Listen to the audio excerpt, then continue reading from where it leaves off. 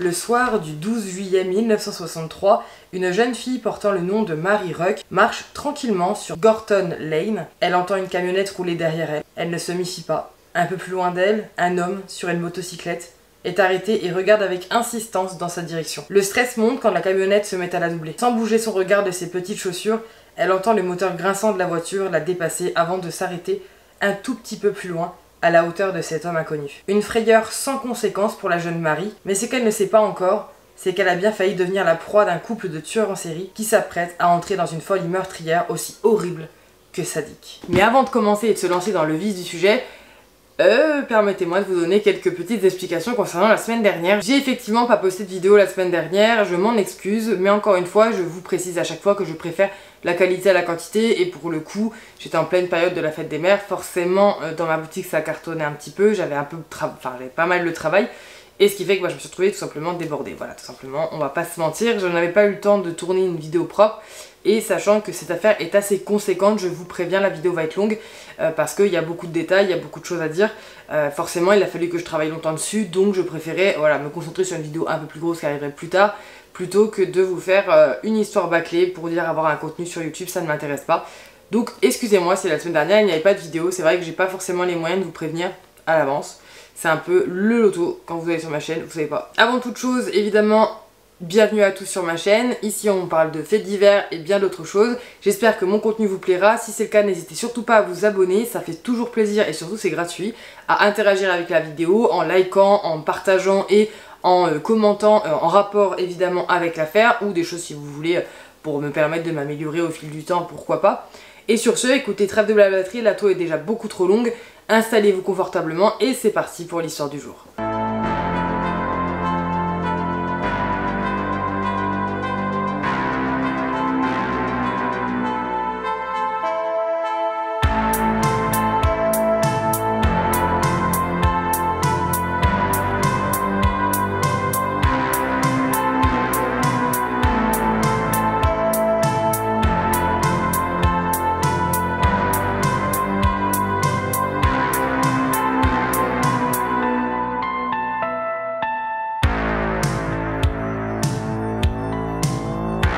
C'est donc le soir du 12 juillet 1963 qu'un couple, a priori banal, se décide pour la première fois à partir en chasse. Avec comme seule idée en tête, commettre le meurtre parfait. Le mari vient tout juste de confier ce fantasme à sa femme, et au lieu de décampir et d'appeler la police, celle-ci a acquiescé et a décidé d'aider son mari dans sa quête. Le mari va tout simplement demander à sa femme de conduire une camionnette dans les routes de Gorton Lane si possible, ou ailleurs dans le quartier de Manchester, de tourner, et lui sera un peu plus en amont avec une motocyclette et parcourir en fait la ville pour repérer une potentielle victime ou une potentielle proie assez facile à avoir. Quand il aura repéré quelqu'un qui lui plaît, il fera signe avec des appels de phare à sa femme que c'est celle-ci qui choisit, et sa femme sera chargée de s'arrêter proche d'elle avec la camionnette et tout simplement de l'inviter à monter dans celle-ci en prétextant par exemple de la ramener chez elle. Je rappelle qu'on est dans les années 1960, les gens se méfiaient beaucoup moins les uns des autres. Ce soir-là, donc le soir du 12 juillet 1963, les phares de la motocyclette de cet homme vont évidemment s'allumer quand il va passer très proche de Mary Ruck. La petite fille est seule, elle marche sur le trottoir sans défense, elle ne se méfie absolument pas et ne fait pas attention à ce qui l'entoure. Donc l'homme s'arrête et fait un appel de phare à sa femme. Celle-ci comprend immédiatement, le cœur battant, l'excitation, puisque c'est la première fois qu'ils le font, commence à rouler vers cette petite fille. Sauf qu'au lieu de s'arrêter proche d'elle, elle va tout simplement continuer et s'arrêter proche de l'homme. Tout simplement parce qu'elle a reconnu Mary. En fait, Mary Ruck est une petite fille qui vit dans le voisinage de la mère de la femme qui conduisait. Je garde encore un petit peu le mystère sur l'identité, donc ça va être encore à base de femmes et d'hommes, mais vous comprendrez pourquoi je fais ça par la suite. Par peur d'être reliée trop facilement à la disparition, étant donné qu'elle reste dans le voisinage, il ne veut pas être relié, ils veulent commettre le crime parfait.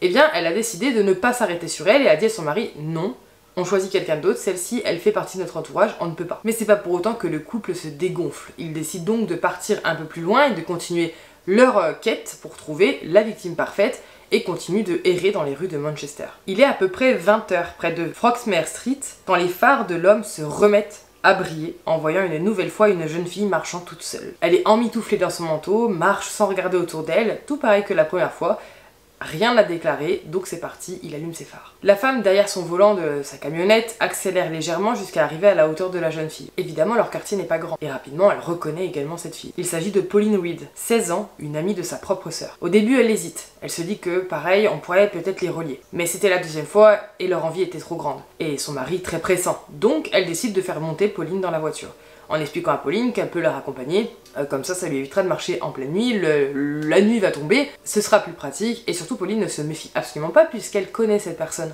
étant donné que c'est la sœur d'une de ses amies. Quand Pauline s'installe dans la voiture, la femme qui conduit resserre délicatement les mains sur le volant avant de lui demander si ça ne dérange pas Pauline de faire un léger détour.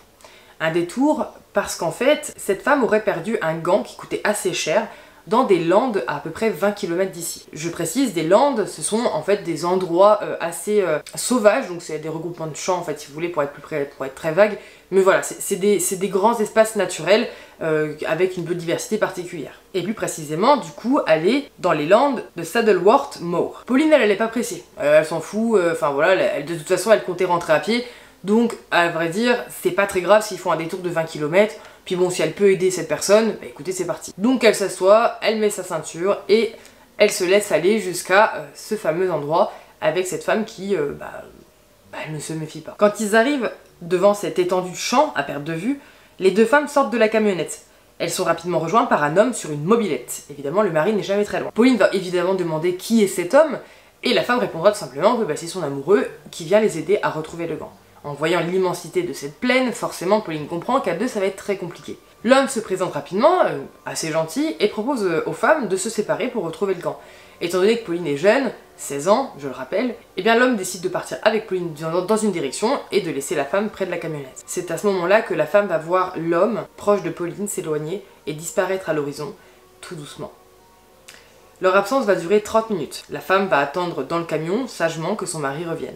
Après 30 minutes, le mari revient sans Pauline. Évidemment, son homme est différent, il a les pupilles dilatées, la respiration saccadée, il est à peu près comme s'il venait de prendre un shoot d'adrénaline. Et sans attendre, il prend la main de sa femme et l'emmène jusqu'au corps de Pauline. Le corps qui n'est pas encore inerte de vie. La gorge de Pauline est tranchée de part en part, elle se vide évidemment de son sang, mais respire encore. Elle a pu apercevoir les yeux de Pauline et son âme quitter son corps. Elle entendait des râlements et n'a rien fait pour aider cette jeune fille. Son mari lui ordonne de rester avec Pauline le temps que lui-même aille chercher une pelle qu'il avait prévue dans la camionnette afin de cacher le corps de Pauline dans les landes et de l'enterrer. Pendant que son mari est parti, la femme va un petit peu regarder Pauline, on va dire rien que ça à faire, et va se rendre compte que le manteau de Pauline est complètement dégrafé et que ses habits sont un peu souillés. Elle va comprendre rapidement que son mari ne s'est pas contenté d'assouvir sa pulsion meurtrière, mais également une pulsion sadique et sexuelle, puisque, a priori, il aurait abusé sexuellement de la jeune Pauline. Après leur sombre besogne, le couple rentre chez eux comme si de rien n'était et poursuit leur vie en se disant qu'ils ont commis le crime parfait. Le problème, c'est qu'il a pris goût à la violence, son mari. Il a adoré ça. Il a adoré partir en chasse avec sa femme et il a adoré le moment surtout où il a ôté la vie d'une jeune fille. Donc il lui faudra que quelques mois pour recommencer. Le soir du 23 novembre 1963, la pulsion est de retour, et plus intense que jamais. Le couple décide de repartir en chasse, mais avant, ils s'arrêtent pour louer une nouvelle voiture. Cette fois-ci, ils ne prennent pas le risque que leur propre voiture soit reconnue, alors du coup, ils vont louer une Ford Anglia, et ensuite ils vont se rendre dans un magasin d'Ashton-under-Lyne, et rapidement, pendant qu'ils sont dans le magasin, ils vont repérer un jeune garçon qui est âgé seulement de 12 ans à l'époque, John Kilbride. Le couple s'approche de lui et commence à lui proposer de le ramener chez lui, comme à leur habitude. Mais cette fois-ci, ils sont à visage découvert et dans un magasin. Assez surprenant pour quelqu'un qui compte faire un crime parfait. Et ils vont prendre comme prétexte à John de dire « on te ramène, tes parents vont s'inquiéter ». Un peu leur... voilà, on te ramène, il va faire nuit, encore une fois, t'es dans une ville tout seul, on va s'occuper de toi, rentre dans la voiture avec nous. Après un petit peu d'hésitation quand même, John va accepter parce que après tout, cela lui évitera d'entrer à pied tandis que la nuit va bientôt tomber. Et puis le couple semble plutôt aimable, très avenant, c'est un jeune couple. Bon, il n'y a rien à déclarer, encore une fois, dans les années 1960, les gens ne se méfiaient pas, encore une fois. Donc tous les trois, ils vont embarquer dans la Ford. John va s'installer à l'arrière, derrière le couple, pendant que la voiture démarre. Rapidement, le conducteur, donc notre homme à mobilette à la base, va lui préciser qu'ils ont juste un tout petit détour à faire. Sa femme a égaré un gant qui coûte très cher. Et elle l'a égaré dans une lande, non loin d'ici. Et du coup, ils auraient besoin d'aide pour le retrouver, mais surtout, il faut qu'ils le retrouvent. Ils vont le chercher et après, promis, ils le déposent. Lorsqu'ils arrivent à Saddleworth Moor, donc dans la lande, évidemment, au même endroit qu'ils ont emmené Pauline, l'homme emmène l'enfant avec lui pendant que la femme attend dans l'auto. Il agresse sexuellement le jeune Kilbride, John et tente ensuite de lui couper la gorge à l'aide d'un couteau dentelé de 15 cm, puis l'étrangle avec du tissu, probablement un lacet. Tout ça encore pendant que sa femme attend dans l'auto. Le double meurtre commis par le jeune couple va les calmer au moins pendant quasiment 1 an. Ça leur suffira, ils ne feront rien, en tout cas de pas connu à ce jour. Tout le monde a... Il y a quand même des suppositions, mais en tout cas, de connus, ils n'auront commis aucun meurtre pendant cette année-là. Et par contre, 1 an après, le soir du 16 juin 1964, un nouvel enfant disparaît. Et ce sera au tour de Keith Bennett, qui était en route pour la maison de sa grand-mère à Longshide. Il avait à peine 12 ans, qui va disparaître. À ce moment-là, il disparaît et personne ne sait où il est parti. Mais nous, on connaît l'histoire, et je vous la raconte. Le petit Keith rentrait tout simplement chez sa grand-mère quand une femme s'est arrêtée à son niveau pour lui proposer de le raccompagner. Il a accepté, encore une fois il ne s'est pas méfié, et monté dans le camion. À l'arrière de la camionnette se cachait un homme. L'homme va demander à Keith de l'aider à ranger quelques boîtes, lui disant qu'il reconduirait à sa maison juste après. La femme va conduire la camionnette jusqu'à une aire de repos située dans le Saddleworth Moor, donc dans les Landes où ils ont amené leurs 2 premières victimes. Et à nouveau, celui-ci va s'éloigner avec le garçon à la recherche d'un hypothétique gant perdu, puisque c'est leur façon de faire. Et après 30 minutes d'attente, la femme va voir son homme réapparaître une fois de plus tout seul. Quand l'homme va arriver au niveau de la femme, évidemment sa femme va lui demander qu'est-ce qui s'est passé, qu'est-ce qu'il en est. Et il lui a dit qu'évidemment il avait agressé sexuellement le jeune homme avant d'essayer de le tuer. Et il l'a asphyxié avec un lacet. Le carnage reprend le 26 décembre 1964, quelques mois seulement après la mort de Keith. Le couple va se rendre à une fête foraine organisée dans le coin, à la recherche évidemment d'une nouvelle victime, et ils vont remarquer un enfant de 10 ans seulement, Leslie Ann Downey, assis près d'une attraction tout seul. Après s'être évidemment assuré que la fillette était toute seule, ils vont s'approcher de la jeune fille et faire semblant de faire tomber, ils vont vraiment les faire tomber, mais ils vont faire tomber plein d'articles qu'ils avaient dans les mains, devant les pieds de la jeune fille. La jeune fille est interloquée de ce qui se passe, et en fait le couple va demander à la jeune fille si c'est possible qu'ils les aident à transporter tout ce qu'ils ont acheté jusqu'à leur voiture. Ça fait penser un peu à Ted Bundy quand même, mais un peu différent. Évidemment, arrivé à la voiture, on connaît la suite, la petite fille va être emmenée, certainement de force, puisque là elle n'avait aucun intérêt à rentrer dans la voiture puisqu'elle était à la fête foraine. Et cette fois-ci, ils vont emmener la petite jusqu'à chez eux, dans leur maison. Ils vont la déshabiller, la bâillonner et la prendre en photo complètement dénudée, avant évidemment de l'abuser sexuellement. Le lendemain matin, le couple va amener le corps à Saddleworth Moor, donc encore une fois dans les Landes, c'est leur endroit. De toute façon, ils seront appelés évidemment le couple de tueurs en série, les meurtres des Landes. Ils vont enterrer la petite nue, ils vont mettre son tas de vêtements à ses pieds en fait, avant de la recouvrir. Bon, ça fait déjà beaucoup. Mais avant de vous raconter le dernier crime qu'ils vont commettre et qui va les mener tout droit à leur perte, il est peut-être temps de lever le voile sur l'identité de ces 2 personnes. Parce que cela va avoir énormément d'importance pour la suite, puisqu'il y a des personnages qui vont rentrer en jeu que vous ne connaissez pas encore. Et surtout, c'est toujours important de se plonger dans la vie et le passé de ces personnes pour essayer au moins un petit peu de comprendre pourquoi ils en sont arrivés là. Donc faisons un bond en arrière. Et retrouvons-nous le 2 janvier 1938 où un jeune garçon nommé Ian Duck Stewart vient au monde à Glasgow en Écosse. Sa mère Maggie Stewart, une célibataire de 28 ans, est serveuse dans un salon de thé. Le père n'est pas connu avec certitude, bien que sa mère avance qu'il s'agit d'un journaliste qui serait mort 3 mois avant la naissance de Ian. Sa famille est très pauvre, ils ne reçoivent que très peu d'aide. Alors pour essayer de s'en sortir, Ian va être placé quelques mois après sa naissance dans un autre couple pour lui donner, espérer en tout cas une vie meilleure et qu'à la famille s'en sorte mieux. Ce couple sera le couple de Mary et John Sloan, qui ont déjà, eux, 4 enfants. À ce moment-là, le jeune Ian va changer de nom de famille, prenant celui de Sloan, ses parents adoptifs. Mais il ne coupe pas pour autant les liens avec sa mère biologique, il continue de se voir régulièrement. Quelques mois plus tard, la famille emménage dans un logement à prix modique de Pollock, un complexe immobilier dans le sud-ouest de Glasgow. Il a toujours vécu dans cette ville. Concernant sa personnalité, c'est un garçon plutôt particulier. Certaines personnes diront même plus tard qu'il était connu pour torturer des animaux. C'est le grand cliché des tueurs en série. Mais il réfutera continuellement ça, il dira que ça n'a jamais été vrai et qu'il n'a jamais fait ça. Ian va être accepté à la Shawland Academy, une école pour les enfants doués. C'est quelqu'un quand même de très doué. Et évidemment, pendant cette période, c'est l'adolescence et son comportement se dégrade très fortement. Il va comparaître 2 fois devant le tribunal pour enfants pour cambriolage. Il va quitter l'école à 15 ans et trouve un emploi de salon de thé dans un chantier naval de Harland & Wolff à Govan, un quartier de Glasgow. Je vous dis, il va rester quasiment tout le temps là-bas. Niveau sentimental, il va avoir une petite amie, mais la relation va prendre fin parce qu'il la menace avec un couteau à cran d'arrêt. Il va être sorti en discothèque avec un autre garçon, autant dire que c'était quelqu'un d'assez possessif. est jaloux. Et il va comparaître évidemment de nouveau devant le tribunal pour répondre cette fois-ci de 9 chefs d'accusation. Et je rappelle qu'il n'est pas encore âgé de 18 ans à ce moment-là. Juste avant d'ailleurs ses 18 ans, il va bénéficier d'une libération à la condition de demeurer avec sa mère biologique. Donc il repart dans sa famille à la base.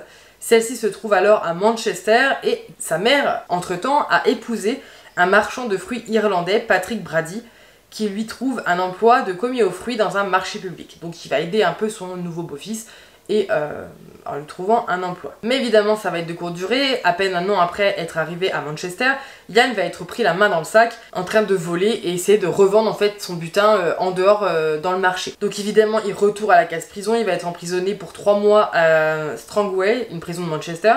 Et puisqu'il est âgé de moins de 18 ans, il va être condamné à 2 ans de maison de correction, plus qu'une peine de prison classique. Autant vous dire que à peine âgé de 17 ans, il a déjà un casier judiciaire extrêmement long, il a des problèmes, il n'arrive pas à se trouver sa place, c'est un homme assez perturbé. Il va être relâché le 14 novembre 1957.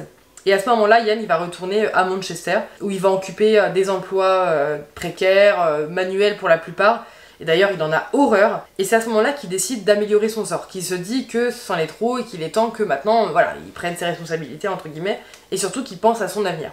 Ian c'est pas quelqu'un de con, il est loin d'être bête, et je vous l'expliquais un peu avant, c'est quelqu'un qui est plutôt doué. Donc il va tout simplement décider d'aller emprunter des livres à la bibliothèque publique, un ensemble d'ailleurs de manuels de comptabilité, et il va s'enfermer des heures et des heures pour étudier la comptabilité et espérer pouvoir décrocher un job dans ce milieu-là. En janvier 59, il va réussir à obtenir un poste en tenue de livre chez les Millworth Merchandising, un distributeur de produits chimiques dont le siège social il est à Gorton. Ses collègues observent qu'il est plutôt calme, il est ponctuel, mais par contre il est extrêmement irritable.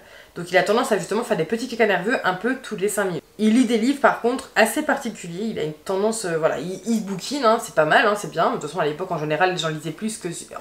C'était pas sur les tablettes, hein, on va pas se mentir, il n'y avait pas ça à l'époque. Mais du coup, par contre, les choix des livres étaient assez particuliers. Notamment, il va lire des livres tels que Teach Yourself German, donc apprenez l'allemand par vous-même, donc c'est rien, il a envie d'apprendre une langue, c'est plutôt pas mal. Mais je ne vais pas dire le nom du livre parce que je pense que ça peut être striké par YouTube. Mais c'est un ouvrage très très connu durant la Seconde Guerre mondiale qui a été écrit par... le pire homme sur Terre, hein, je vais pas dire son nom non plus, ça passera pas. Je pense que vous connaissez ce livre, j'ai pas besoin de le dire et je le dirai pas, mais voilà, il avait ce genre de livre dans sa bibliothèque personnelle, il adorait lire ce genre de livre, donc vous imaginez que qu'à partir du moment où on aime ce genre de livre, alors après on peut s'y intéresser pour l'histoire, j'ai envie de dire, peut-être, même si moi c'est le genre de livre que je ne donnerais pas d'intérêt, voilà, mais... Et bah lui c'était sa lecture, c'est son livre de chevet. Et il a à ce moment-là, il fait l'acquisition d'une motocyclette qui sera du coup importante dans notre histoire, une motocyclette Triumph Tiger Club. Donc une motocyclette qui va se servir après pour réaliser les repérages pour ses futurs crimes. Et donc c'est à cet endroit, donc à Millworth Merchandising, que Ian va faire la rencontre d'une femme et tomber éperdument amoureux d'elle et constituer le couple de tueurs en série qu'on connaît aujourd'hui. La jeune femme qu'il va rencontrer à son travail en 1961 n'est autre que Myra Henley, une jeune femme qu'on va maintenant apprendre à connaître un peu plus en détail avant de prolonger l'histoire de nos deux tueurs. Donc de son côté, Marie est née le 23 juillet 1942 et a été élevée à Gorton, donc encore quelqu'un qui est originaire de là-bas, un quartier ouvrier de Manchester.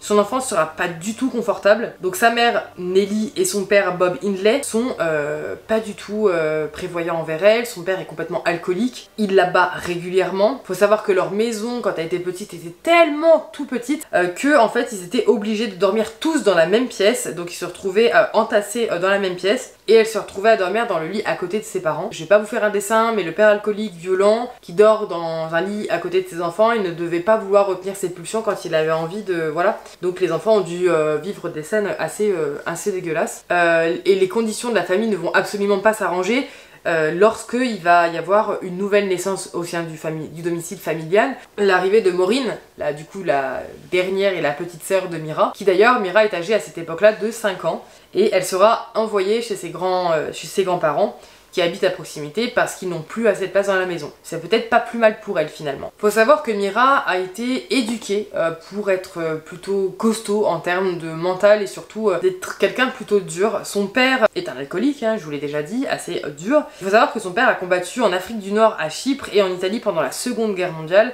et il a servi dans un régiment de parachute. Dans l'armée, il a la réputation justement d'être un homme très dur et il s'attend à ce que sa fille le soit également. Il lui apprend à se battre et insiste pour qu'elle se défende tout le temps. D'ailleurs, pour une petite anecdote de son enfance, quand elle a 8 ans, il y a un garçon du quartier qui va écorcher les 2 joues au point de faire couler du sang sur la tête de Mira. Évidemment, comme toutes les petites filles de son âge qui se fait agresser comme ça, elle pleure, hein, forcément. Elle va rentrer chez elle, se réfugier auprès de ses parents en pleurant, en montrant ses blessures et en attendant d'avoir un soutien. Et en fait, à ce moment-là, son père, au lieu de la réconforter, va la sermonner durement en lui disant, je cite, « Retourne et assomme-le, parce que si tu ne le fais pas, je vais te tanner le cuir. Si tu le fais pas, je vais te dégommer. Je vais te goumer si tu le fais pas. » Voilà.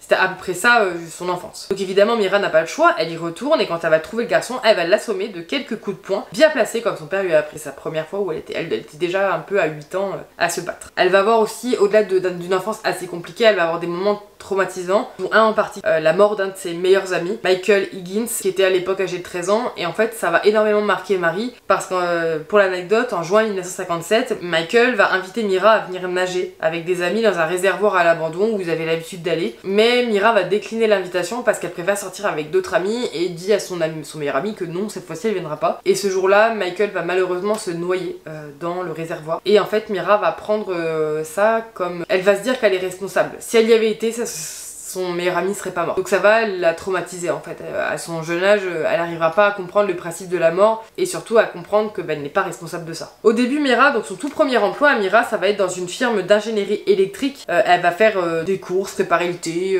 dactylographie, enfin des petites choses comme ça. Au niveau de son caractère, elle est plutôt appréciée. Elle est tellement même appréciée dans son travail qu'au moment où elle va partir, au moment où elle va... lorsqu'elle perd de l'argent de son premier salaire, malheureusement, ça arrive, hein, les autres qui vont amasser de l'argent, ils vont faire des cagnottes pour l'aider. Enfin vraiment, elle est vraiment très appréciée dans son travail. À 17 ans, elle va se fiancer pour la première fois, bien trop tôt, hein. On est d'accord, mais bon, c'est pas les mêmes mœurs. Mais de toute façon, elle aussi trouvera que c'est beaucoup trop tôt, il va se séparer quelques mois plus tard. Et en fait, elle va se séparer parce qu'elle jugeait son partenaire beaucoup trop jeune et immature et ça l'intéressait pas. Voilà. Le côté dur, se battre, voilà, être quelqu'un qui a du caractère, qui n'a pas peur de dire les choses, va s'accentuer puisque Mira va prendre des cours de judo hein, pour continuer un peu dans ce cercle-là. Elle va en suivre une fois par semaine, mais peu de partenaires vont vouloir s'entraîner avec elle, parce que vous savez, au judo, il faut être 2 hein, pour se battre. En général, je sais pas si vous en avez déjà fait, moi j'en ai déjà fait un petit peu, et oui, il faut être 2. Si t'es tout seul, ça sert pas à grand chose. Mais du coup, aucun des élèves ne voudra s'entraîner avec elle, parce que le problème c'est qu'elle prolongeait toutes ses prises en fait, donc elle faisait mal volontairement aux gens. C'est donc en 1961 que le couple va se rencontrer, donc le couple qui va faire des étincelles par la suite, mais non pas dans le positif. Mira va tomber éperdument amoureuse de Yann dès le début, dès leur première rencontre, même si elle est au courant évidemment que Yann possède un casier judiciaire aussi long que mon avant-bras. Et d'ailleurs elle va commencer un journal intime et va y faire état dans divers passages de sa fascination pour Yann Brady, ce qui ne l'empêche pas de fréquenter d'autres hommes à ce moment-là, puisque elle a beau être amoureuse de lui, ce n'était pas encore vraiment réciproque. D'ailleurs elle va lui parler pour la première fois le 27 juillet 1961, donc elle passera du temps à fantasmer sur cet homme. Dans les mois qui vont suivre, elle va ajouter des passages dans son journal, perdant lentement ses illusions jusqu'au 22 décembre, où il va lui demander de l'accompagner au cinéma. Et ce sera leur première réelle sortie en amoureux, comme un couple totalement normal qui va pas faire des choses horribles après. Par la suite, leur rencontre se déroule de la même façon, sortie au cinéma, souvent des films classés X, super sympa, puis à la maison de Mira pour y boire du vin allemand. Yann lui donne des ouvrages à lire et le couple profite du repas au travail pour lire à voix haute des récits sur les crimes... je vais pas prononcer le nom, mais des crimes horribles de la Seconde Guerre mondiale. Donc il embarque Mira dans ses goûts particuliers pour la littérature allemande. Et d'ailleurs, elle va tellement avoir envie de lui plaire, voilà, elle est tellement amoureuse de lui à un point inimaginable, que à force de lire en fait des livres comme cet horrible livre que je ne cite pas de la Seconde Guerre mondiale, elle va décider tout simplement de se rapprocher de l'idéal arien le plus possible. Donc pour ceux qui n'avaient pas compris de quel livre je parlais, normalement là ça commence à vous faire tilt. Elle va se teindre les cheveux en blond, elle va pas changer la couleur de ses yeux, mais voilà, elle va se teindre en blond, elle va aussi appliquer du rouge à lèvres rouge sur ses lèvres, enfin vraiment elle va essayer d'aller dans ces idéaux là. Mais en parallèle elle va quand même s'inquiéter de certains traits de caractère de Yann Brady. Dans une lettre qu'elle va adresser d'ailleurs à son ami d'enfance, elle va écrire qu'un incident où l'homme va l'avoir droguée, et elle va demander d'ailleurs quelques mois après à son ami de déchirer et de détruire la lettre parce qu'elle n'assumera pas.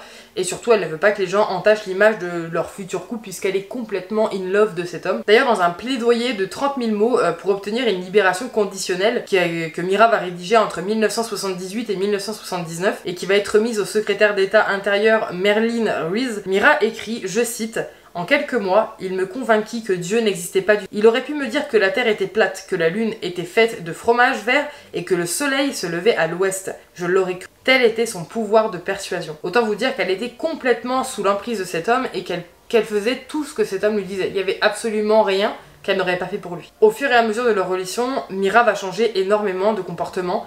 Elle va se renfermer sur elle-même, devenir de plus en plus distante avec ses collègues de travail et s'enfermer régulièrement avec son jeune amoureux Ian Brady à la bibliothèque pour lire de la littérature, encore une fois assez particulière, particulièrement sur des livres de philosophie, de crime et de torture.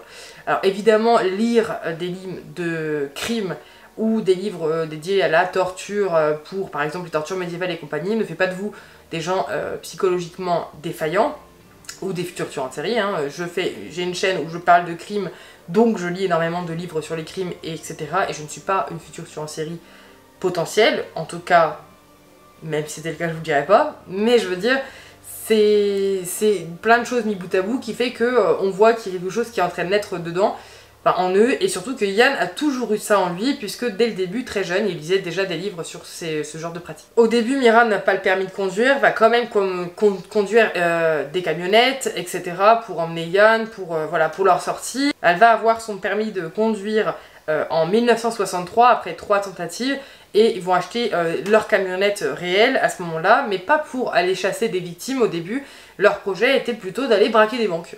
Voilà, c'était pas... Ils ont toujours eu des projets assez limite quand même. Rapidement, le couple il va abandonner ses projets de braquer une banque, hein. Évidemment c'est trop compliqué, et puis bon, on voit ça dans les films, hein, mais en réalité c'est pas comme ça que ça se passe. Et ils vont s'intéresser à la photographie, principalement. Ian Brady va acheter un brownie. Alors pas un gâteau au chocolat, hein. Un brownie c'est des appareils photo anciens en fait, c'est des modèles qui avaient été fabriqués dans les années 60, même 1900 si je vous dis pas de bêtises, c'est des très vieux appareils photo, très simples. Donc il en a un qu'il va utiliser pour photographier sa femme et son chien Puppet. Plus tard il opte pour un appareil plus moderne et plus complexe, puisqu'il s'intéresse vraiment à la photographie, pourquoi pas, si ça peut leur éviter d'aller braquer une banque ou de développer des intérêts un peu plus morbides sur autre chose, faites. Ils vont d'ailleurs acheter du matériel, des lampes, du matériel pour une chambre noire, enfin vraiment c'est une passion et ils se mettent dedans.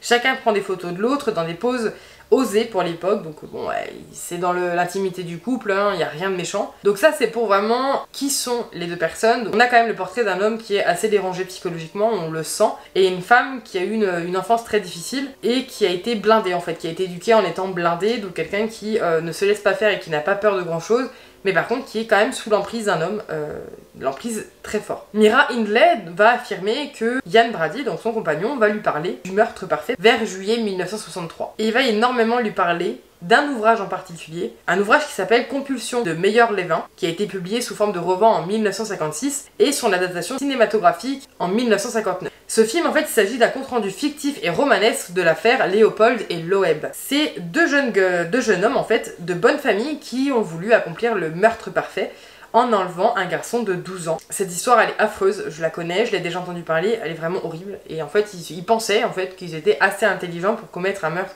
parfait. Il n'y avait pas une question de pulsion meurtrière, c'était vraiment pour s'amuser, ils avaient envie de faire ça. Et en fait, cette affaire va marquer puisqu'ils vont pas encourir la peine de mort parce qu'ils étaient très jeunes à l'époque, hein, ces deux jeunes garçons.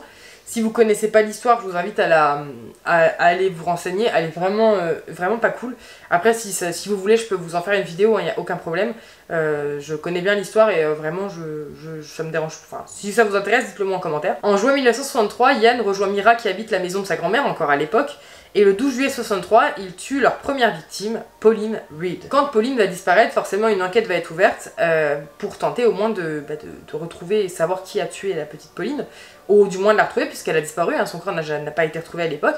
Donc la police va tenter de trouver une personne qui a vu Pauline avant sa disparition, mais sans succès. Et en fait, Pauline, je vous le disais au début, c'est une amie de Maureen, la sœur de Mira. Elle fréquentait la même école. Et Pauline va avoir une liaison, alors là ça veut dire compliqué avec les noms, enfin la transition voyez-vous. Elle va avoir une liaison assez courte avec un homme nommé David Smith. Et en fait, David Smith c'est le futur époux de Maureen, la sœur de Mira. Est-ce que je vous tiens? C'est important donc je suis obligée de vous le dire. Évidemment, Maureen, étant une amie de Pauline, va être interrogée par la police concernant la disparition de Pauline, mais va être écartée rapidement et sa sœur Mira ne sera jamais inquiétée pour l'histoire. Enfin, à ce moment-là, personne pense à elle. Le 23 novembre 63, on revient, donc là ça sera au tour de John Kilbride qui a été tué et qui a disparu à ce moment-là. il y a une importante opération de recherche qui va être lancée. Il faut savoir qu'il y a eu 700 dépositions enregistrées, 500 affiches qui annoncent la disparition de l'enfant qui vont être imprimées.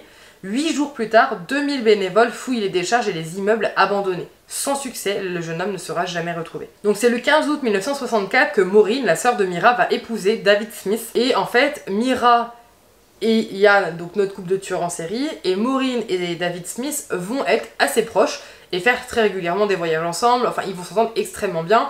Et voilà, c'est vraiment un cocon familial, ils vont être très proches ensemble et très bien s'entendre. Ian va adorer David Smith, déjà parce que bon, il a un passé judiciaire comme lui, et du coup ils ont pas mal de choses qui convergent entre eux, des intérêts communs, etc. Donc ils vont extrêmement bien s'entendre. En 1964, dans le cadre d'un programme d'après-guerre qui va viser à éliminer les taudis de Manchester, Myra Hensley et sa grand-mère et Brady vont être relogés au 16 Wardlebrook Avenue à Attersley, la maison qu'ils vont habiter au moment de leur arrestation d'ailleurs.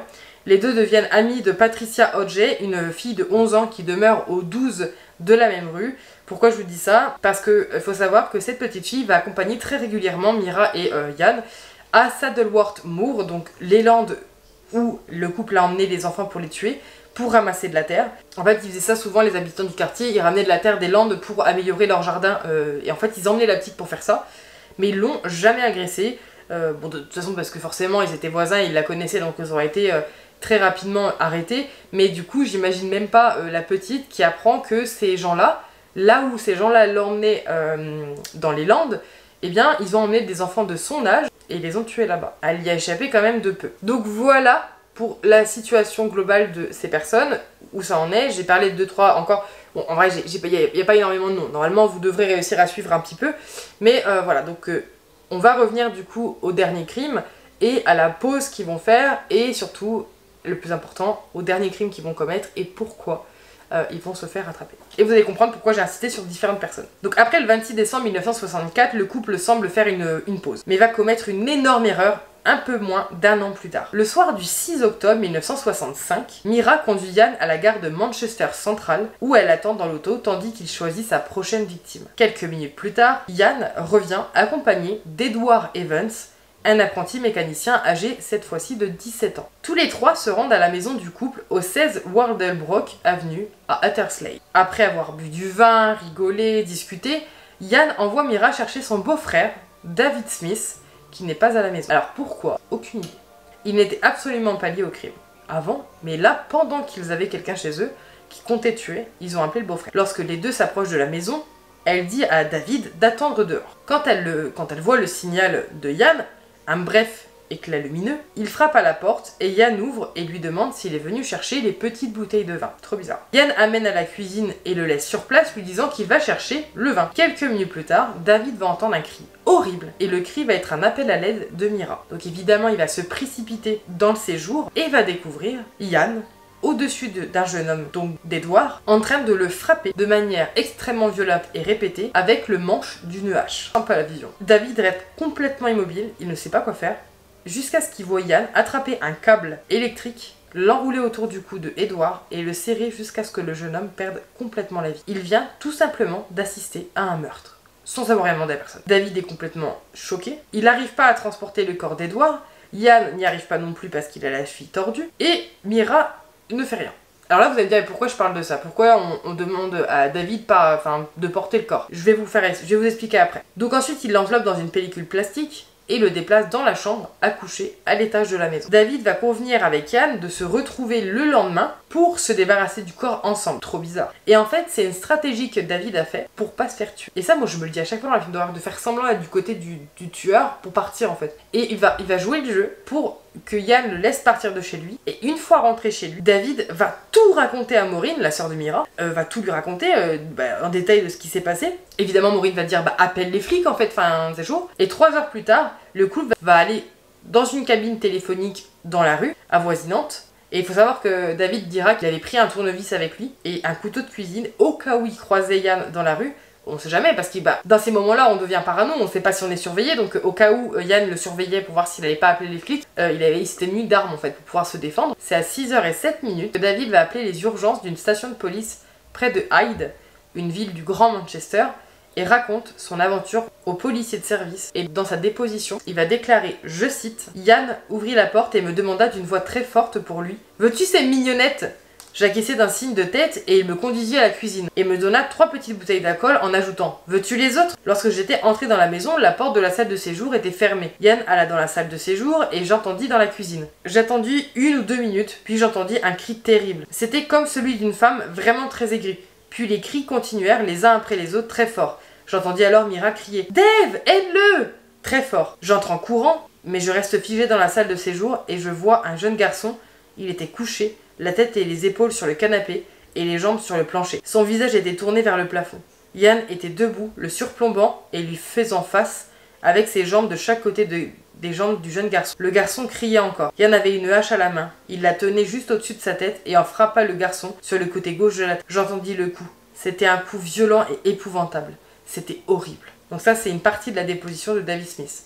Donc il a été se réfugier chez lui et en fait a appelé la police pour dénoncer en fait sa belle-sœur et son beau-frère. Donc évidemment, sans surprise, très tôt le matin du 7 octobre, peu après l'appel de David, le superintendant Bob Talbot de la police du comté de Cheshire, c'est dur à dire Cheshire, se présente à la porte arrière du 16 Wardlebrook Avenue portant un tablier de boulanger afin de cacher son uniforme. Pourquoi? Parce que s'il arrivait avec un uniforme, il y avait des chances que les gens ne lui ouvrent pas la porte ou cachent des choses, voilà. Donc c'était une technique a priori pour l'époque. Une fois que Mira a ouvert la porte, cette fois-ci Bob s'identifie comme étant un policier et lui demande de parler à son mari. Mira va conduire le policier à la salle de séjour où se trouve Yann, ce dernier assis dans un divan et en train d'écrire une note à l'intention de son employeur pour expliquer qu'il ne peut pas présenter au travail ce jour-là parce qu'il a une cheville foulée. À ce moment-là, Bob va dire qu'il enquête sur un acte violent avec un usage d'arme à feu qui aurait eu lieu le soir précédent. À ce moment-là, Mira nie qu'il y a eu de la violence, il n'y a pas eu de coups de feu, etc.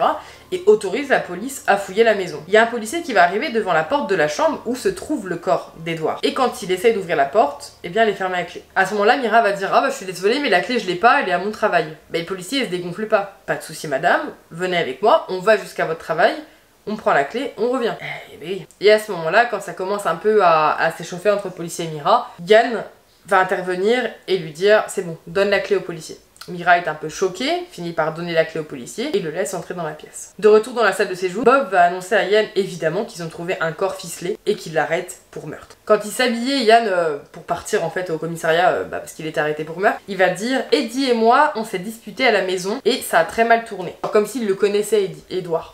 Genre en mode Eddie mon pote. À ce moment-là, Mira elle est pas encore en état d'arrestation, mais elle va demander à venir en fait pour accompagner Yann à la police et si elle peut prendre son chien. Et la police va accepter, il n'y a aucun problème, elle peut venir. Évidemment, Mira va être interrogée sur la mort d'Edward, mais elle va refuser de déclarer quoi que ce soit en continuant d'affirmer que c'était un accident tout simplement. Et elle va être autorisée à quitter le poste parce que là, ils ont aucune preuve contre Mira à ce moment-là, et puis le témoignage de David est sur Yann et pas sur Mira, donc Mira va être relâchée. Mais la police va lui demander de revenir le lendemain pour un contre-interrogatoire. Et c'est le 11 octobre que la police va officiellement accuser Mira de complicité de meurtre d'Edward Evans et la met en détention provisoire à la prison de Risley qui se trouve à Warrington dans le Cheshire. Maintenant on va passer à l'enquête. L'enquête qui va être longue, qui va être compliquée, dure, et surtout la police à ce moment-là ne sait pas encore tous les crimes qui ont été commis. Donc évidemment ils vont être questionnés par les policiers. Yann Brady avoue s'être battu avec Edward Evans mais insiste sur le fait que David Smith et lui ont tué ensemble le jeune homme. Donc il inclut David dans son meurtre. Mira selon lui n'a seulement fait ce qu'on lui a dit, donc elle n'a rien à voir là-dedans. Selon David, le meurtrier lui a demandé de remettre tout ce qui pouvait l'incriminer, tels que des livres craignos, etc. Objet que Yann a alors mis dans des valises. Un peu confus tout ça. Et à ce moment-là, David n'a aucune idée du contenu des valises, ni de l'endroit où elles se trouvent, mais mentionne au passage la fascination qu'a Yann Brady pour tout ce qui est gare ferroviaire. En fait, je sais pas si c'est très clair ce que je vous ai dit, ce que j'essaie de résumer ça, parce que c'était très long en fait. Yann avait beaucoup de choses compromettantes chez lui, et il avait dit à David, parce que David vivait à moitié avec Maureen chez eux, enfin c'était tout un bazar, il avait dit à Yann, Yann avait mis plein de choses dans sa valise, il avait demandé à David s'il voyait des trucs craigneux qui craignaient dans la maison de lui donner, qu'il les mette dans une valise, et en fait il allait mettre toutes ces choses craigneuses quelque part. Et David, dans le but d'aider la police, a dit aux flics en fait que David avait une fascination pour les gares ferroviaires et que potentiellement il aurait pu cacher sa valise dans des gares en fait puisqu'il y avait des consignes de bagages. Donc à ce moment-là la police va demander un mandat pour rechercher les biens de Yann dans tous les bureaux de consigne de Manchester. Et le 15 octobre, la British Transport Police découvre les valises à la gare de Manchester Central. Le billet de la consigne sera découvert plus tard d'ailleurs à l'arrière du livre de prière de Mira. Et dans l'une des valises se trouvent 9 clichés de type pornographique d'une fillette nue avec un foulard sur la bouche, ainsi qu'un enregistrement sur une bande magnétique de 13 minutes où on entend l'enfant crier et appeler à l'aide. Là c'est la stupeur, parce que là les policiers à ce moment-là comprennent qu'il ne s'agit pas juste du meurtre d'Edward Evans. Ça va plus loin. D'ailleurs plus tard quand la police va découvrir le corps de Leslie Ann Downey, Anne West, donc sa mère, va écouter l'enregistrement et va confirmer que c'est bien la voix de sa fille qu'elle a entendue. Ils ont enregistré en fait la fin de sa fille. Quand la police va perquisitionner la maison du couple, la police va découvrir aussi un cahier d'exercice où est gribouillé John Kilbride dessus, ce qui amène évidemment les policiers à soupçonner que le couple a fait disparaître évidemment d'autres enfants. La police va aussi découvrir dans la maison des photographies qui représentent plusieurs endroits de Saddleworth Moor, donc les Landes, beaucoup de photos qui représentent les Landes, qui vont être plutôt importantes également. Il y a 150 policiers qui vont être réquisitionnés pour explorer la lande, cherchant les lieux qui pourraient correspondre aux photographies, pour essayer de voir si on peut pas retrouver les corps des enfants qu'on recherche. Et au départ, les recherches vont se concentrer le long de la route A628, près de Woodhead, une région peu peuplée du Derbyshire, mais Patricia Hodge, une jeune voisine du couple qui a visité cette région à plusieurs reprises en leur compagnie, indique aux policiers leur emplacement favori le long de la route A635. Le 16 octobre, la police découvre l'os d'un bras qui dépasse de la tourbe. Les officiers croient d'ailleurs avoir trouvé à ce moment-là le corps de John Kilbride, mais établissent rapidement qu'il s'agit du corps de Leslie Ann Downey. Lorsque sa mère voit les vêtements récupérés dans la tombe, elle les identifie comme ceux de sa fille disparue. Donc on a retrouvé l'un des corps. Le même jour, Ian et Mira sont accusés du meurtre de Leslie Ann Downey au magistrat de cour de Hyde. Chacun est conduit séparément à la cour et demeure en détention provisoire pour une semaine. Le 28 octobre, ils font une courte apparition en cour, puis sont ramenés en prison. 5 jours plus tard, des policiers découvrent une deuxième tombe de l'autre côté de la route A635. Il s'agit cette fois du corps décomposé de John Kilbride, qu'ils identifient grâce à ses vêtements. Deuxième corps. La recherche des cadavres continue, mais du fait de l'approche de l'hiver, vont être arrêtés en novembre, ça va être compliqué pour rechercher. Donc à ce stade-là, on a la mort de Edward, de John et de Leslie. Donc ils sont déjà à 3 meurtres. En tout cas, que la police a connaissance à ce moment-là. Évidemment, Ian va être confronté face à l'enregistrement audio de la jeune Leslie, et il va se défendre en disant que effectivement il a pris des photos de Leslie Ann, mais affirme qu'il a été amené au 16 Wardlebrook Avenue par 2 hommes qui l'ont ensuite amené ailleurs et elle était encore en vie. Voilà, c'est des hommes qui lui ont emmené la petite fille, il faisait ce qu'il voulait avec, ensuite il a rendu la petite fille à ces 2 hommes, et les 2 hommes l'ont repris et elle était encore vivante. C'est pas lui. Quelle imagination. Donc Ian, il va être également inculpé du coup pour le meurtre de John, mais par contre Mira, elle va être inculpée le 2 décembre du meurtre d'Edward, pas de John. Lors de l'audience de renvoi du 6 décembre, Ian est officiellement accusé des meurtres d'Edward Evans, John Kilbride et Leslie Ann Downey. Et Mira, elle, est accusée des meurtres d'Edward Evans et Leslie Ann Downey. Et elle a été accusée également d'avoir porté assistance à Ian, sachant qu'il a tué John Kilbride. Mais elle n'est pas accusée, elle, du meurtre de John Kilbride. Et c'est là où ça devient intéressant et que je vous parlais du chien Puppet. Il y a plusieurs des photographies qui vont être prises par le couple à Saddleworth Moor qui montrent le chien de Mira Henley, Puppet.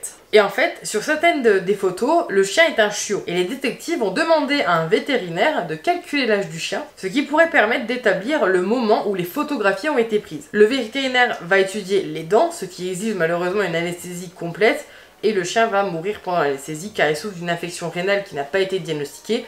Ça va être les esclandres de Mira, elle va pas s'en remettre, son chien est mort, elle va péter un câble.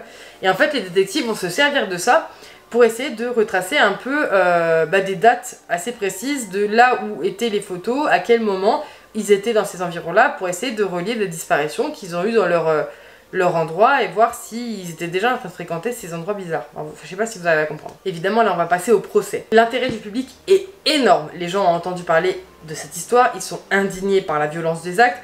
Le procès va devoir être extrêmement sécurisé. Il va y avoir des contrôles de sécurité partout dans la salle de tribunal pour protéger le couple, au cas où quelqu'un déciderait de faire justice soi-même. Les 2 accusés sont chacun inculpés de 3 meurtres, ceux d'Edward, de Leslie et de John cette fois.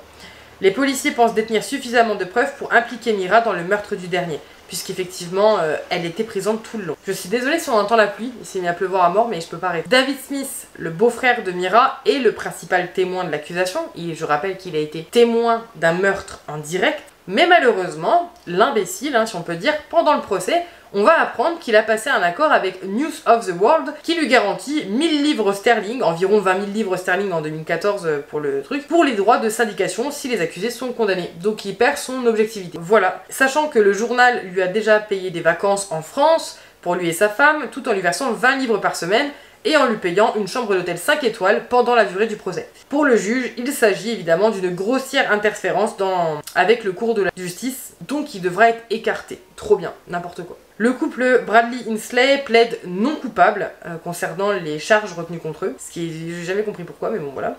Ian témoigne 8 heures en tout à la barre et Myra va témoigner pendant 6 heures. Ian va admettre avoir frappé Edward Evans avec une hache, mais ni avoir tué Edward, soulignant que le rapport du médecin légiste indique que la mort du garçon a été accélérée par strangulation. Ah oui, puisqu'il l'a étranglé, puisqu'il l'a dit David, mais bon. Durant un contre-interrogatoire de l'accusation, Ian va déclarer, je cite, « J'ai frappé Edward Evans avec une hache, s'il est mort des coups de la hache, alors je l'ai tué, si ce n'est pas le cas, ce n'est pas moi. » Parce qu'ils n'ont pas avancé la strangulation au procès. De son côté, Myra va dire qu'elle ignore que en fait, les photos qui ont été prises dans les Landes sont des photos qui ont été prises près de tombes de victimes. L'enregistrement du meurtre de Leslie Ann Downey, sur lesquels les voix des accusés sont clairement audibles, est passé dans la salle d'audience. Myra avoue que son attitude envers l'enfant a été, froide et cruelle, mais tente de se justifier en disant qu'elle craignait que quelqu'un puisse entendre les cris de Leslie. Vraiment. Elle ajoute que lorsque la fillette a été déshabillée, elle se trouvait au rez-de-chaussée, que quand les photos pornographiques ont été prises, elle regardait par la fenêtre, et que quand l'enfant a été étranglé, elle se faisait couler un bain. Elle était jamais là. Elle avait toujours une excuse. Elle était jamais là pendant les trucs. Pendant le procès, les deux accusés appliquent avec rigueur leur stratégie du mensonge. Plus tard, Myra, elle sera décrite comme un témoin silencieux,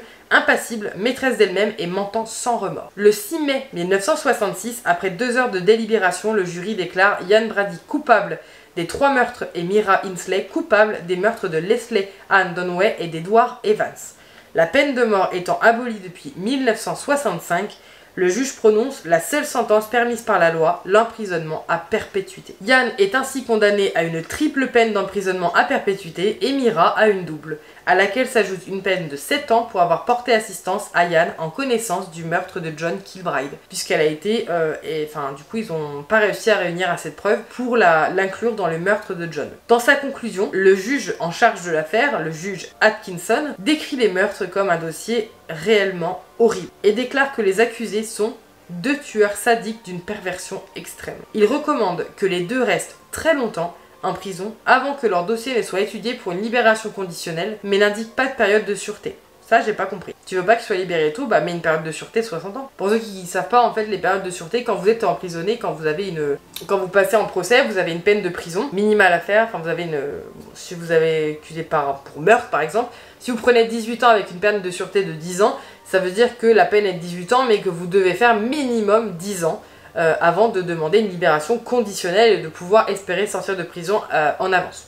Voilà. La peine de sûreté, c'est en général la peine que les gens vont faire. C'est très souvent, ils sortent avant. Il faut savoir que l'enquête, malgré la condamnation des 2 protagonistes, ne s'arrête pas là. Bien au contraire, 20 ans plus tard, en 1985, Ian aurait avoué à Fred Harrison, un journaliste travaillant pour The People, qu'il avait également tué Pauline Reed et Keith Bennett, et confirmant les intuitions de la police puisque ces 2 enfants, je vous en avais parlé juste avant de ces 2 personnes, mais c'est vrai qu'au procès, on n'en avait pas entendu parler. La police avait évidemment énormément de doutes puisqu'ils avaient disparu durant la période où les 2 sévissaient dans la région, mais ils n'avaient pas trouvé de preuves. Sans corps, c'est compliqué, sans témoins.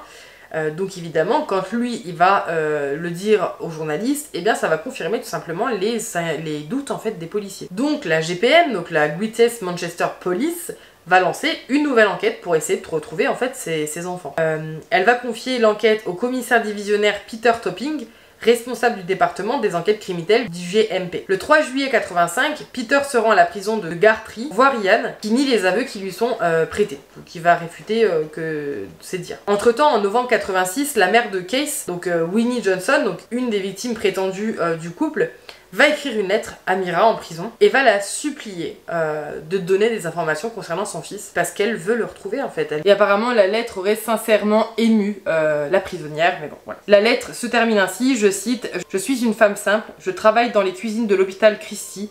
Ça m'a pris 5 semaines d'efforts pour vous écrire cette lettre car c'est très important pour moi que vous compreniez ce que c'est un appel à l'aide. S'il vous plaît mademoiselle Hindley, aidez-moi. » La police va rencontrer Mira à la prison de Cockenwood quelques jours après la réception de la lettre. Bien qu'elle refuse d'avouer sa participation à ces crimes, la meurtrière accepte d'aider les policiers en regardant les photographies et les comparant à des cartes pour essayer d'indiquer au maximum de ce qu'elle se souvient, en tout cas, où pourraient être les potentiels corps. Donc la police va reprendre les recherches en fait dans le Saddlemore en utilisant encore les photos du couple, puisqu'ils savent en fait que ces photos sont hyper importantes et que forcément il peut retrouver des corps à proximité de ces lieux. Donc ils font encore des recherches dessus. Le problème c'est qu'elle va rapidement dire qu'elle peut pas forcément les aider en voyant les photos et les cartes parce que sans être sur place, elle n'arrive pas à se repérer. Mais la police, elle demande en gros si elle peut y aller sur place pour les aider. La police sait que ça va être compliqué pour assurer la sécurité de cette personne sur place puisque les gens ont une haine viscérale contre elle forcément. Mais le secrétaire de l'intérieur Douglas Hurd va accepter les risques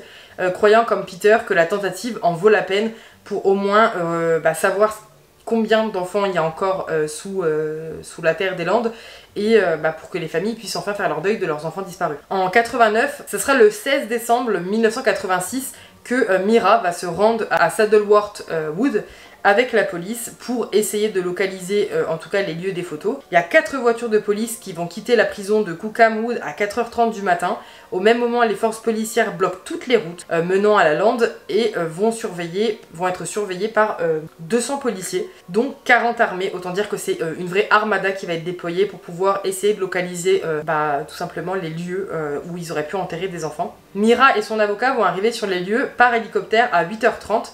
Portant un moton et une cagoule, elle est conduite en auto ou alors va se déplacer à pied. Il est difficile de relier ses souvenirs au relief qu'elle observe. De plus, les hélicoptères qui patrouillent au-dessus de sa tête la perturbent. Pauvre madame. À 3h, elle embarque à bord de l'hélicoptère pour être ramenée à la prison et il n'y aura rien, elle n'aura rien trouvé. La presse va critiquer évidemment cette manœuvre en la qualifiant le déplacement d'un fiasco complet, de coups de pub et de stupide gaspillage d'argent, puisque forcément mobiliser autant de personnes coûte énormément d'argent aux contribuables. Mais les personnes qui ont pris cette décision vont la défendre en disant « Nous avons pensé qu'une recherche complète et systématique de la lande était nécessaire. Il aurait été impossible de mener discrètement une telle recherche puisque c'était beaucoup trop dangereux. Les recherches ne vont absolument pas s'arrêter là. Le 19 décembre, c'est David Smith, vous vous rappelez de lui évidemment, le beau-frère de Mira, qui va aller avec les policiers dans la lande. Non pas parce qu'il était présent au moment des meurtres, mais parce qu'il fréquentait énormément ce couple, donc il sait les endroits à peu près qu'il fréquentait très souvent, donc il s'est dit peut-être que je pourrais les aider, et du coup ils vont faire des recherches, ça ne donnera rien encore. Le 10 février 1987, Mira Hindley va avouer aux policiers sa participation aux 5 meurtres, et d'ailleurs l'information ne sera relayée au public que 1 mois plus tard. L'enregistrement de sa déclaration sur bande magnétique dure un peu plus de 17 heures, où elle va expliquer effectivement qu'elle est complice en fait de meurtre et qu'il y a bien d'autres personnes. Peter va déclarer d'ailleurs, je cite, « Un très bon numéro bien préparé pendant lequel, je crois, elle m'a dit ce qu'elle a souhaité m'apprendre et rien de plus. » Il déclare aussi qu'il est frappé par le fait qu'elle n'est jamais présente quand les meurtres ont lieu, puisqu'elle écrit également qu'elle l'attendait constamment dans l'auto. Elle est dans l'auto, de l'autre côté du sommet de la colline, dans la salle de bain, et même lors du meurtre d'Edward Evans, dans la cuisine, et en conclut qu'il a été témoin d'une excellente prestation d'actrice plutôt qu'une vraie confession. Elle se dédouane autant qu'elle peut. Quand les policiers vont se rendre à la prison de Yann pour lui dire que Mira a parlé et a avoué les meurtres, au début Yann va pas les croire du tout. Et quand la police va donner des détails que seul le couple pouvait connaître sur ces meurtres, évidemment il va les croire. Et va dire aux policiers qu'il souhaite d'accord, il veut bien coopérer, mais à une seule condition, c'est qu'une fois qu'il aura fait ses aveux, il veut avoir à disposition du matériel pour pouvoir mettre fin à ses jours et tout simplement se tuer. Évidemment, les autorités rejettent sa demande. Trop facile.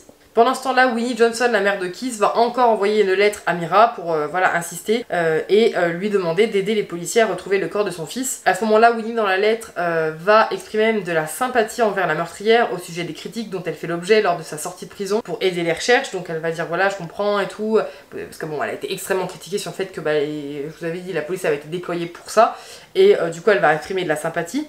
Mira, qui n'avait absolument pas réagi à la première lettre, elle n'avait pas répondu, envoie cette fois une réponse en la remerciant pour ses messages, expliquant qu'elle n'a pas donné suite au premier du fait de la mauvaise publicité qui lui avait valu sa sortie en fait. Mais la pauvre. Et elle affirme d'ailleurs que si Winnie Johnson avait écrit 14 ans plus tôt, elle aurait avoué et aidé la police. Bah oui, tu remets encore plus de culpabilité sur la maman du jeune homme, logique. Elle rend aussi hommage à Peter et remercie Johnson pour sa sincérité. Il y a une seconde sortie de prison de Mira qui va être faite en mars 1987, le dispositif de sécurité va être encore plus important.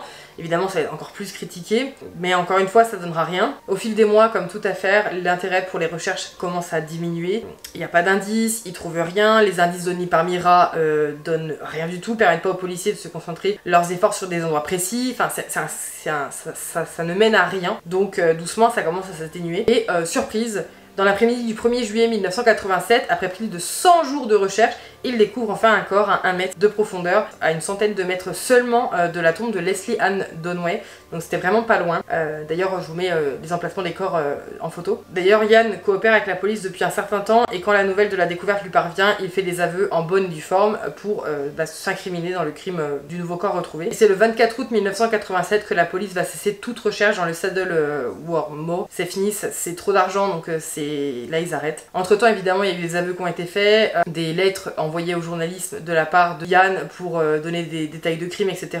Et bien que le couple ait avoué les meurtres cette fois de Pauline et Keith, le directeur du département public prosécution, donc le département national des poursuites justicières, a conclu qu'il n'y aurait rien à gagner d'un nouveau procès, puisqu'ils sont déjà emprisonnés à perpétuité et qu'aucune peine supplémentaire ne peut leur être imposée. Donc ça sert à rien d'ouvrir un procès pour les meurtres qui ont été découverts. En 2003, la police britannique lance l'opération Maida et fouille à nouveau le Saddle Moor à la recherche des restes de Keith. Ça donnera rien. Des policiers analysent les déclarations des 2 tueurs en série et étudient aussi les photographies prises par le couple. Ils ont recours à des instruments modernes, tel un satellite américain pouvant détecter des indices au niveau du sol, mais ça donne rien non plus. Le 30 juillet 2012, la police apprend que le tueur pourrait avoir transmis à l'un de ses visiteurs des indications sur l'endroit où se trouve la tombe de Keith. Il y a des enquêtes qui étaient en cours, en tout cas à l'heure où j'écris cette vidéo, j'ai pas trouvé de suite. Je sais qu'en 2020 les restes n'ont pas été trouvés, mais a priori les restes de Keith seront introuvables. Donc voilà pour l'histoire. En ce qui concerne leur détention, à la suite de sa condamnation, Ian Brady est envoyé à la prison de Durham où il demande à être enfermé tout seul. Il passe 19 ans dans des prisons ordinaires avant d'être diagnostiqué psychopathe en novembre 85 et envoyé à l'hôpital Park Lane, aujourd'hui l'hôpital Ashworth, un établissement de haute sécurité dans le district métropolitain de Sefton. Depuis, il a clairement indiqué qu'il ne veut pas être libéré. Le juge qui l'a condamné a recommandé que la sentence d'emprisonnement à perpétuité soit appliquée sa vie durant. Et les différents secrétaires d'État à l'intérieur ont toujours approuvé, il n'a jamais pu être libéré. Il a fait aussi une grève de la faim pendant sa détention, enfin c'était vraiment n'importe quoi. Il a écrit un livre, il a publié The Gate of Janus, Serial Killer and Its Analysis. Mon accent est incroyable. Donc en gros, les portes de Janus, analyse du meurtre en série, chez Feral House, une maison d'édition américaine spécialisée dans les sujets marginaux. Évidemment, le livre se penche sur la psychologie du tueur en série. Ce livre a suscité l'indignation en Grande-Bretagne, même si l'éditeur a souligné que les journaux et associations britanniques ont abondamment publié sur Ian Brady sans attirer la critique. Mais moi je comprends que quand on est un tueur en série, on ne devrait pas pouvoir être publié, enfin d'où on peut se faire de l'argent sur un truc comme ça, enfin bon c'est n'importe quoi. Et c'est le 15 mai 2017 que Ian Brady va mourir à l'hôpital de Ashworth, âgé de 79 ans, des suites d'un cancer, donc il n'aura pas été au bout de sa peine évidemment, la maladie l'aura rattrapé bien avant. Aucune commune ne voudra récupérer sa dépouille. Son corps sera donc incinéré le 25 octobre 2017 dans le crématorium de Portsmouth. Aucune musique n'a été autorisée par la justice, malgré la requête du tueur de diffuser le 5e mouvement de la symphonie fantastique d'Hector Berlioz. Ses cendres sont placées dans une urne biodégradable puis dispersées en mer le lendemain. Mira va passer aussi ses années de prison plutôt paisiblement. Elle va pas faire de vagues réellement, elle va se mettre en couple avec une femme aussi, une gardienne, enfin vraiment pas grand chose. Elle publiera aussi un livre sur son autobiographie, rien de bien intéressant. Et il faut savoir que Mira, elle fumait, c'est une grosse fumeuse, elle fumait une quarantaine de cigarettes par jour et elle souffrait d'une angine de poitrine depuis 1999. Elle a été hospitalisée après un anévrisme cérébral et elle va mourir à 60 ans le 15 novembre 2002 d'une pneumonie consécutive à une maladie cardiaque. Donc les deux n'auront pas purgé une peine très importante au final en prison, enfin pour ma part je trouve juste assez facile. Évidemment les retombées médiatiques ont été énormes, tout le monde en a parlé, l'affaire est horrible, les meurtres des Landes ont été vraiment horribles. Faut savoir que David Smith et Maureen en ont pris plein leur grade, ils n'ont pas pu rester à vivre là où ils étaient. Quand Maureen était enceinte, elle se faisait agresser dans la rue. David Smith pareil, il se faisait insulter, il recevait des lettres de mort, etc. Dire qu'il faut pas oublier que c'est grâce à David Smith hein, que ces gens ont été arrêtés. Mais voilà, ils ont pas réussi, ils pouvaient pas vivre dans cette ville après ça. Ils étaient chassés comme des parias. Mais bon, au moins justice a été rendue, si on peut dire. On ne sait pas s'il y a eu d'autres meurtres puisqu'ils en ont avoué 5, mais possiblement plus puisque les corps n'ont pas été trouvés. Donc a priori, s'ils n'avaient pas tué Edward Evans, et on se demande combien de victimes ils auraient pu faire, puisque chaque crime, ils n'étaient absolument pas suspects à chaque fois, et ils ne retrouvaient pas les corps. Et ils ne les ont pas retrouvés, mais avec des recherches très approfondies après, donc autant dire que les crimes parfaits, bah ils les avaient réussi. Je sais pas si vous connaissez cette histoire, je l'ai dégrossie à fond. Évidemment il y a beaucoup plus d'informations, évidemment il y a beaucoup plus de détails, mais la vidéo a été bien trop longue. Déjà là c'est une grosse vidéo et j'ai sauté énormément de détails, des détails que j'avais même écrit dans mon script, mais que je trouvais plus pertinent en fil de la vidéo, et je me suis dit je vais trop vous assommer de détails et ce sera pas utile. J'espère que ça vous aura plu. Excusez-moi encore pour la semaine dernière et mon absence, mais c'est possible que parfois je saute une semaine pour pouvoir vous faire une vidéo un peu plus longue. Sur ce, n'hésitez pas à me dire ce que vous en avez pensé en commentaire, et surtout de l'histoire, qu'est-ce que vous en avez pensé. N'hésitez pas à vous abonner à la chaîne, n'hésitez pas à aller faire un tour sur ma boutique en ligne, le lien est dans ma description comme d'habitude. Et sur ce, bah écoutez, je vous dis normalement à lundi prochain. Adieu.